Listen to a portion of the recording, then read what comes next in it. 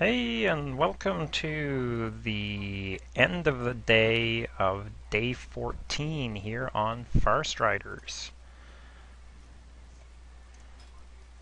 Currently, we have no auctions that have sold, and we still have about 3,000 in auctions on the auction house tonight.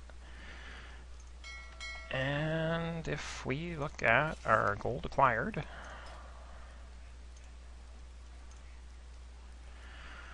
we have actually reached 13,000 in gold acquired. So basically what that means is we've had 13,437 gold worth of auctions sold. Obviously we don't have that much on us right now. We're at, what, 59.33.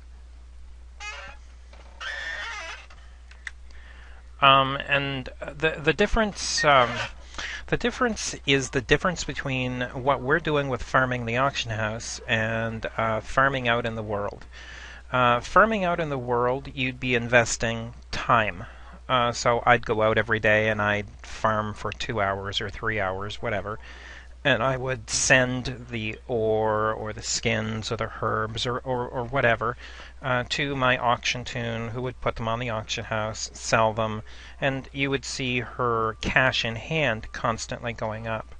What we're doing with farming the auction house is, rather than investing time, which to be honest I haven't had a whole lot of over the last few days anyway, we're investing our gold back into the auction house.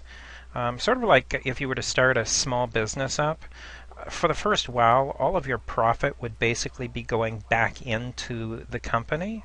And that's kind of what we're doing. We're reinvesting. By tomorrow morning, I probably won't have this much gold on me. Probably...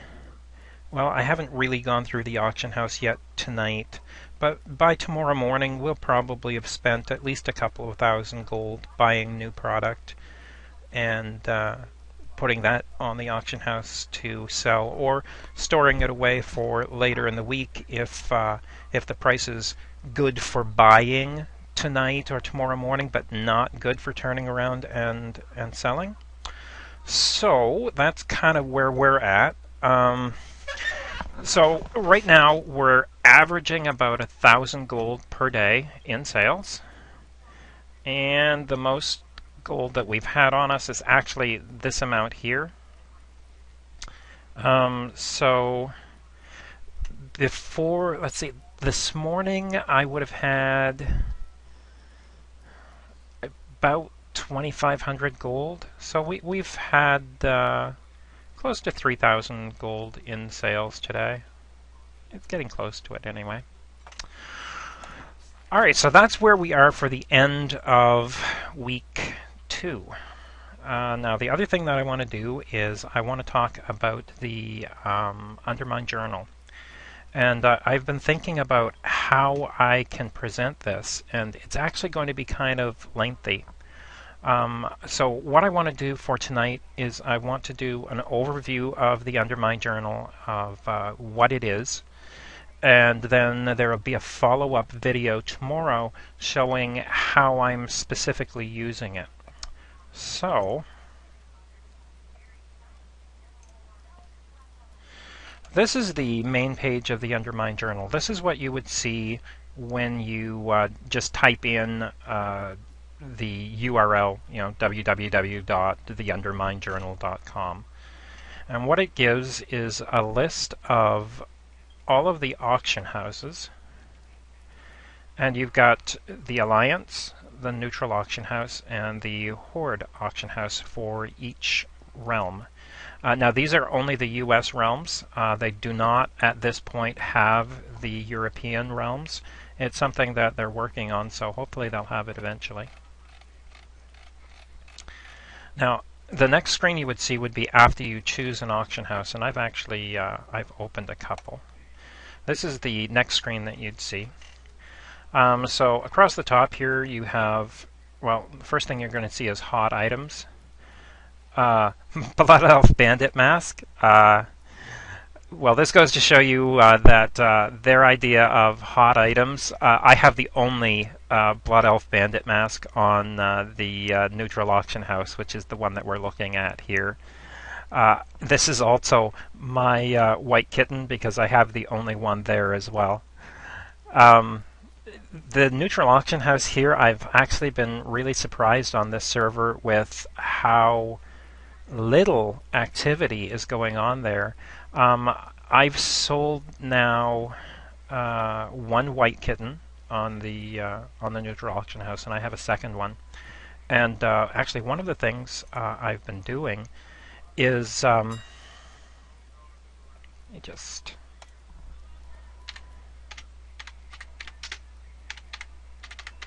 now. Earlier in the week, I did the video about hunting for the white kitten. And it can take a bit of time, and you aren't always guaranteed to get one.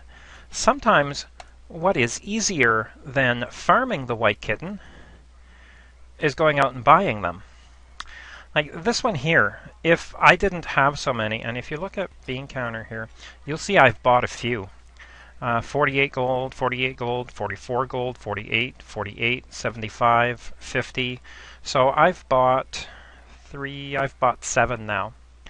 And I'm selling them both on the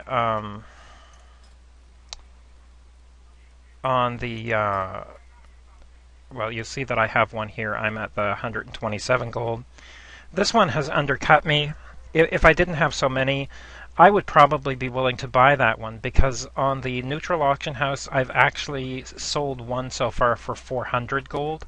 So I'm still making a significant profit even buying them on the auction house and then moving them over. Now, the neutral auction house, as I said, is really slow. There's not a whole lot of stuff on it. The very fact that I've got two of what they say the top selling items on the neutral auction house are just goes to show how slow it is right now. This is the same Blood Elf Bandit mask that I've had posted on the neutral auction house for the week, and this is the second one that I got. So I've farmed two now. I still have one on the Alliance side, and I have one on the neutral auction house as well. And the pricing of those is something that we'll get into tomorrow, and apparently I'm running too much stuff right now. And my computer is going to spaz out here for a minute.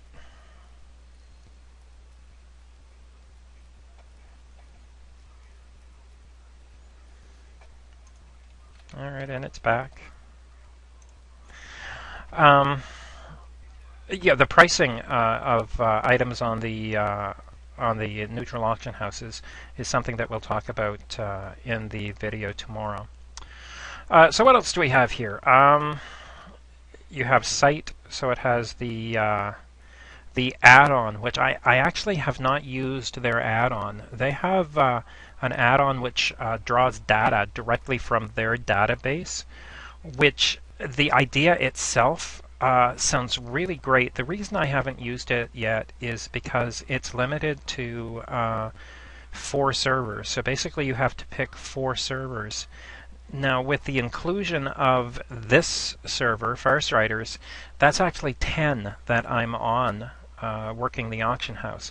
Now, I'm not working all of them every day, and some days I won't get into more than a couple of them. My home server and lately this server. So of the 4 servers you can choose, I suppose I'd choose my home server and then 3 others, and I'm just not sure which 3 others I would want to choose. So I haven't bothered using their add-on. If I do use it at some point in the future, I'll probably do a video about it. Maybe with the next server that I play on, I'll add their add-on. Anyway, the other thing you'll see on this page here is they actually have links to various gold-making blogs. Some of them that I've never heard of. I've never heard of this one. Bloggers are people too. I've heard of Gold Grubs. I'm not a regular reader, but I have heard of them. Just My Two Coppers. This one I absolutely have heard of, and I actually read this one. I don't always necessarily agree with what they're saying, but I think it's valuable information. The Gold Queen. I read her blog. Capped by Kappa. Also read that one. Alto's Goldish Advice. I have read this one. It's not one that I normally read. So a couple of the other ones, like Just My Two Coppers and The Gold Queen, I actually subscribe to them. I don't subscribe to Alto's, but I have seen his site before. Player versus Auction House. This one I have not seen before, but I love the name, so that sounds like one that might be interesting. Anyway, that's the other things that you see on this page. Then you would have the option to search for something.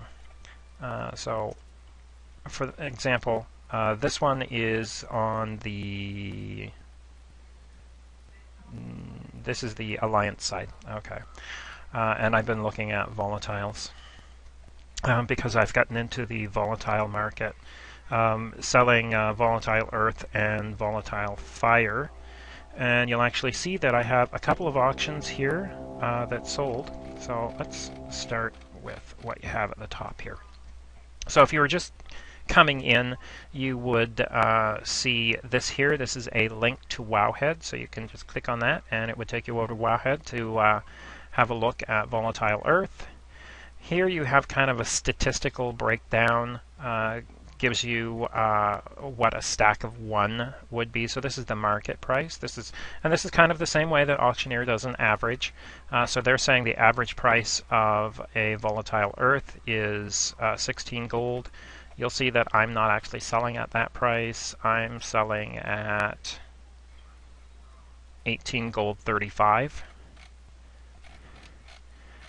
So this is just an average of what they're saying. So a stack of 200 would be 3,300. I actually sold a stack of 100 and I sold that for 2,400 gold. This here gives you a price and availability history. And you'll see that it's over the past week. And looking back at data like this can be really useful because you can actually, if you follow for a while, you can see trends like days when some things sell more frequently than others, or days where the price drops down. So you'll have periods of time like this right here, which was 11 a.m. Wednesday. And one was 957. Now for me, since I'm selling at 18 gold, that would be an awesome price. This one here is similar to this, only this shows you how much ore was available. And sometimes what you'll see is you'll see a spike like this. That was on the 10th. And you'll see a low point where there wasn't really very much available, but it doesn't quite match up. It looks kind of like the price dropped, which is kind of weird because you'd expect it to go up at a point like that. Sort of like this one. This is a much better example. There were only 175 available, and you have this price spike here where it went up to, I can't see it from that point, it went up to 22 gold 23 as an average. You have the post-activity map. So if you look at one of the squares, this is Thursday 2 a.m. to 2:59 a.m. Moderate activity, 321 items. This is a sold map. So here you have heavy activity, 215 were sold. That was between 9 and 10 o'clock on Wednesday. This here, I'll be completely honest. Let's have a look here because I don't normally look at it and I don't know what it was. Oh, I guess this actually shows you other servers.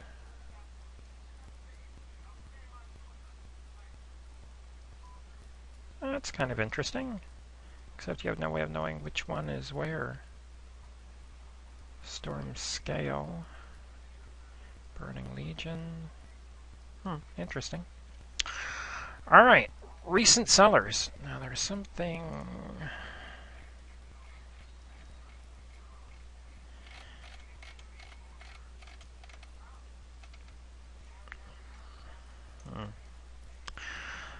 recent sellers. One of the things that you have to pay attention to is this warning right here. The following auctions were recently sold. Not all sales are captured, but this should be somewhat accurate. Sold data is based on educated guesses and may be inaccurate. This is actually something that you don't get to see unless you sign in to the Undermine Journal. So you have to set up an account. Basically, all you have to do is give them a name and an email address to set up an account. And during the setup and on the home page, which I'm not sure, let's choose an auction house.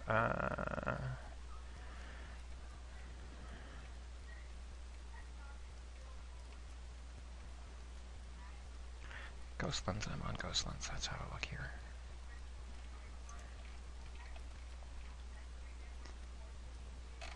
Oh, I guess it's because I'm already logged in as me. During the login process, before you actually log in, there is a little tick box, and I will try and show that to you tomorrow, that you actually have to tick off to be able to see this data. If not, you will see this, recent sales. This whole section will be gone, and you will see current auctions. And the reason they did that is because people were looking at this data and complaining that they didn't feel it was accurate. Well, the little blurb right above it says educated guesses and may be inaccurate. So yeah, okay, it's not accurate. And there are a couple of reasons why it's not accurate. Basically, the way the Undermine Journal works is, picture the guy who owns this website has a bank of computers somewhere, and he's scanning the auction house once an hour or once every 2 hours. And from what I've read, I think they pull the data every 2 hours. So you have a 2-hour window there where everything that happens on the auction house doesn't get seen. So let's say that you post, well, they do their scan. Let's say they do their scan at 9 o'clock in the morning your time. 10 after 9, you go into the auction house and you post 3 stacks of copper ore. You sell it within half an hour, so it's sold by 9:40. They run their next scan at 11 o'clock. They never see your auction, so it didn't track it. And they're actually, I can actually see from this myself that there are some auctions that it didn't track. I can see that I sold 1 stack of 10 here about an hour ago. Then I can see here that I sold 3 stacks, and that was about 2 hours ago. Well, the fact is I actually sold 7 stacks. I sold 7 stacks because when some of these sold, I was actually in the auction house and I posted a couple more which have sold because I only have 1 stack left on the auction house now, I think.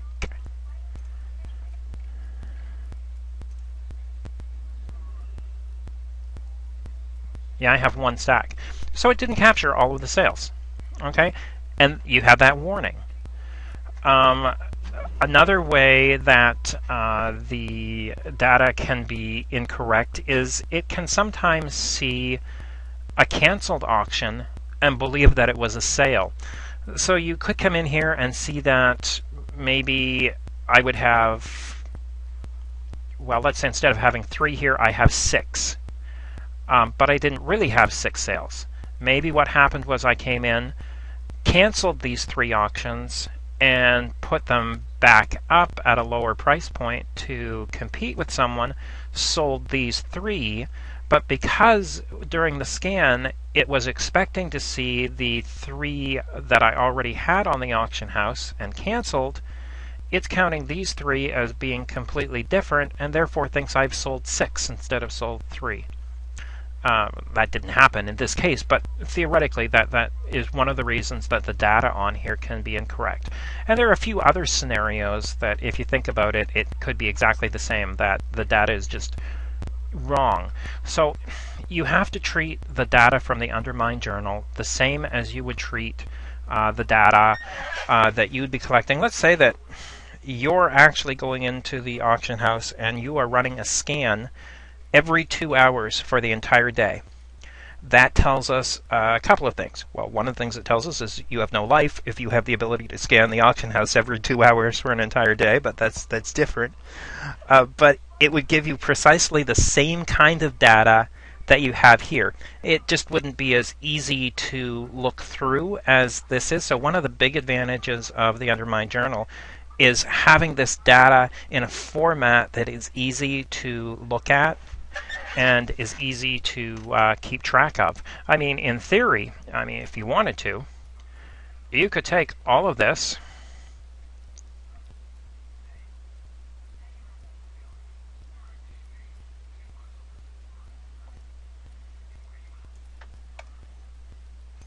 copy it, post it into an Excel sheet, and keep an Excel sheet with this data for an entire week or an entire month or whatever.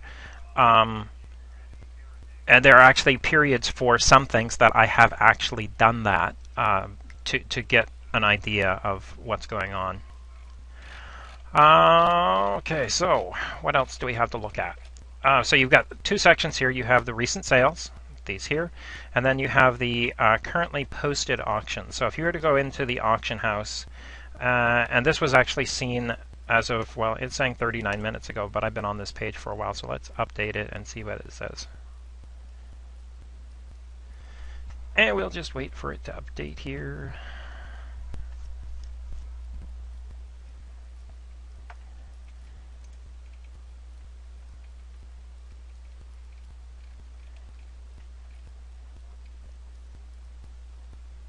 Okay, so it's saying items seen as of 17 minutes ago. And I'm thinking that that means the scans are less than 2 hours. Because I was in here a little bit before starting up this video. So I'm thinking maybe their scans are actually an hour. I thought I had read 2 hours, but maybe it's once an hour. So these are the auctions that were on the auction house as of 17 minutes ago. In terms of volatile earth, this is actually getting close to my buy price right here. Volatile earth, I'm trying to get around 10 gold, but I have gone up to 12 gold for some. The rest of these would be too expensive. I wouldn't be looking at buying any of the rest of these. Though the price... Yeah, the price would be about, like, I'm trying to sell in stacks of 10, so I still have the lowest one. I wouldn't mind having some more to post right now. Unfortunately, I think I am either out of it or I have very little of it. Yeah, I have one. I have one left. I've sold everything else.